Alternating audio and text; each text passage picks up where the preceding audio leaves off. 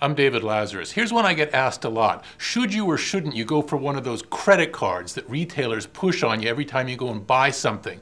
Well, the answer to that is not so much. Not a great idea. Here's the big come on for these cards, and that is they're going to offer you maybe a 10%, 20% discount when you buy things at the store. That sounds very attractive, but it really only pays off for you if you're going to buy a lot of stuff from a single retailer. If that's you, then great. This might be the deal just for you. That's probably not the rest of you. Here's the real catch, though, for a store credit card, and that is they're very, very expensive. Many of them come with 20% interest rates or even more. So if you're going to be carrying a balance, and many of the people who do get store credit cards do carry a balance, remember this, it's going to cost you a lot to carry that balance with that. But here's the real trick to store credit cards.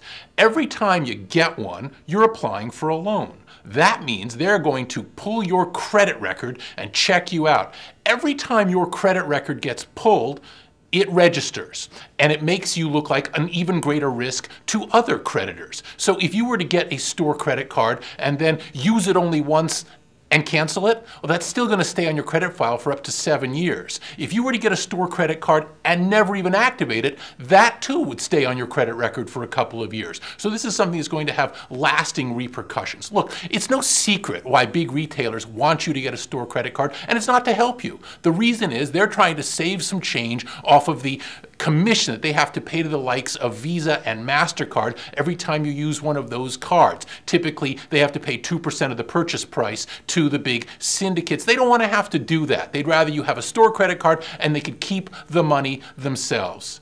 Look, call me cynical, but here's the way I look at it. Anytime some big retailer really, really wants you to have something, you probably don't need it. See you in the business section.